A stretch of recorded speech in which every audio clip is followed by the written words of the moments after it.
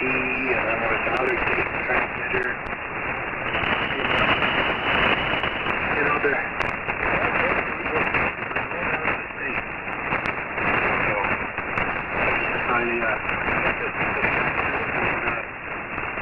buy myself a truck and trailer and start going down and getting a few of these things so I can play with. You know, they're as rare as hen's teeth up here in Kentucky, but down there they seem to be everywhere. Anyways, build it and they shall come, as Kevin Costner said. And anyway, your signal was up to 20 over 9 on that transmission, so hopefully it's holding up. It's right on the storm activity. Yeah, it sounds like it's really coming down somewhere. And it's a very strong year. I talked to my mother the other day, and she was asking me if I'd heard about these hurricanes or tornadoes in England. Who'd ever heard of a tornado in England in the middle of the winter? But strange things happening. It's the El Nino. Those warmer ocean currents are really playing havoc with us this year. And yeah, forest fires are going to be really bad if we don't get a lot of snow. I've been doing a lot of brush clearing around the house here. I have 320 acres of forest here in northern Alberta. And really clearing it back as much as possible. With a chainsaw. But I'm having forest fires, and I don't want it to come here. W7TMD and VE6XJ Yuking.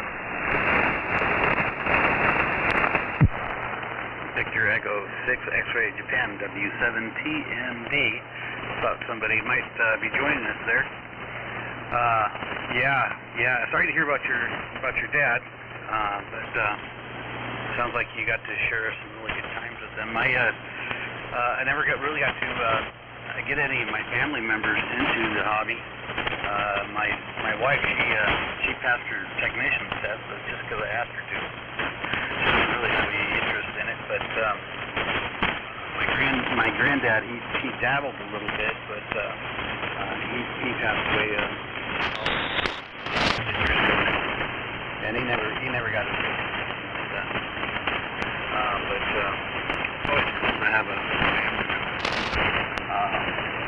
yeah, your signal, when you first heat up, you were 20 over S9, and then it just kind of faded out, but I don't think you ever went under 10 over, so yeah, that'd be great if it would stay like that the whole time, because that was loud and clear. I actually turned down the volume a little bit, but just got an email from John. Hi, John. He said he's listening to us.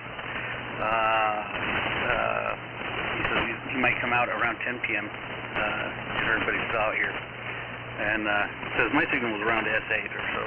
I'm sure he can hear you a little bit better than me, but be neat to hear. Hopefully I can last. There's not a whole lot of people out here, so I was expecting more, but that storm, it's an unbelievably huge storm. And it's showing real-time lightning crashes on our website. It's just going nuts. I'm just going nuts. But anyway, the outside ham shack. I'm like you. I want to collect some of these old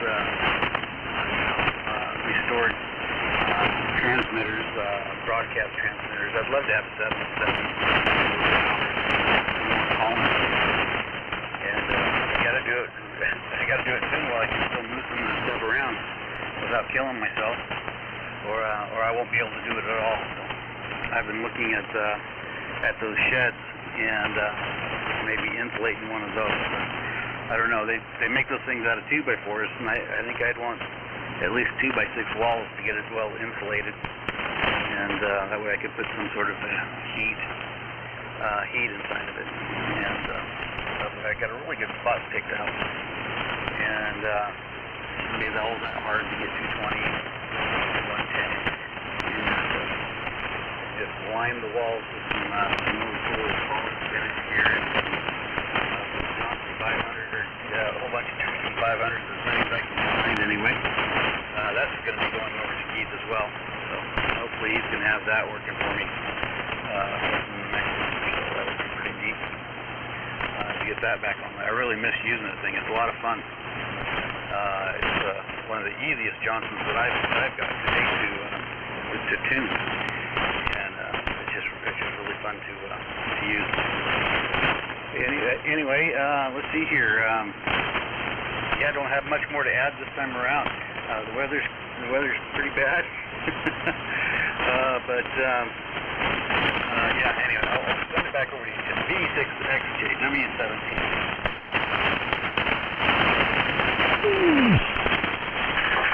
W7TMD from Victor Echo 6XJ Japan. Yeah, the static continues, but I copied 100% of that, and I think you said that John, N9AMI, is listening. Very good evening to you there, John. And I think you said you'd be on perhaps a little later. You must be entertaining one of his girlfriends out there in the shop, showing off all his radio equipment. So, anyways, very good evening to you. Yeah, and I just looked you up on QRZ there and found your pictures.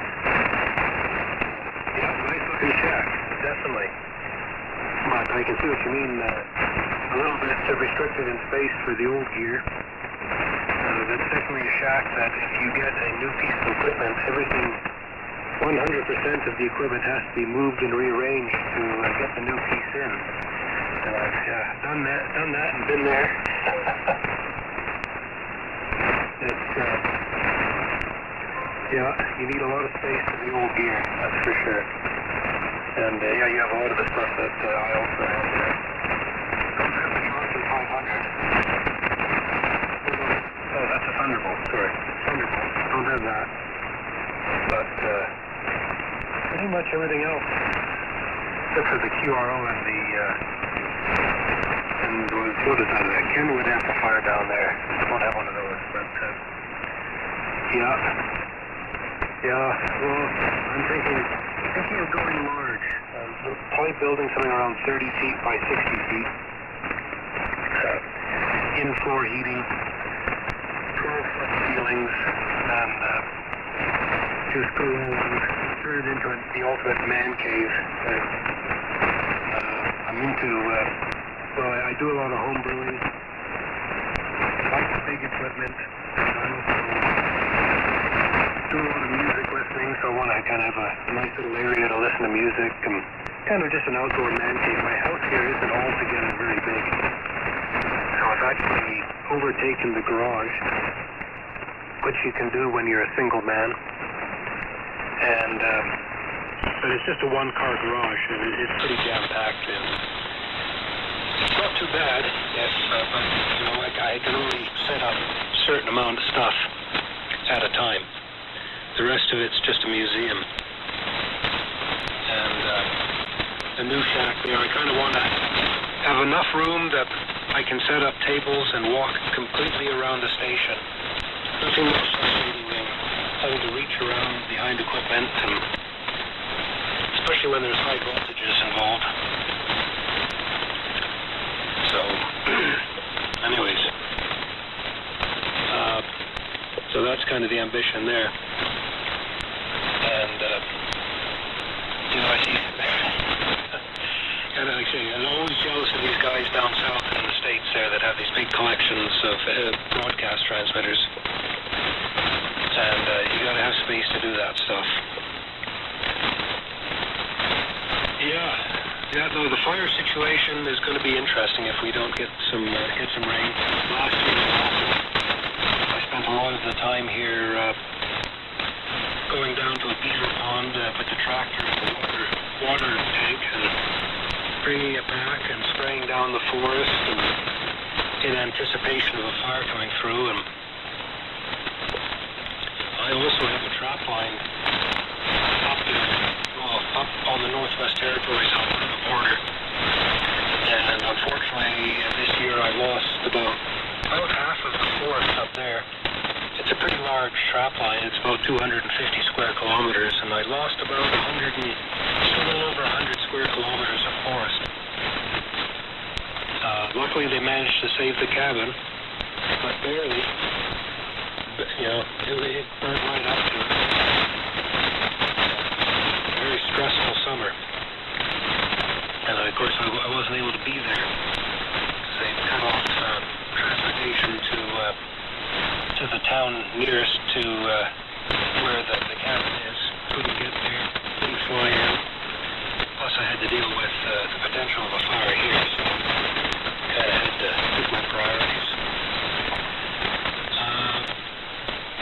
Yeah, that band is holding in pretty good. Can't complain there. And, just looking through your pictures.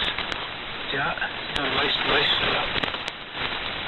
I want to get one of those gray line those things I need. And I see you've discovered the guy on eBay that makes the really fancy dust covers.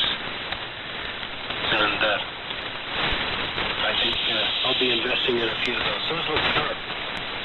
He does a good job of that. Are you pretty pleased with those so far? W7TMD from Victor Echo 6 X-Ray Japan.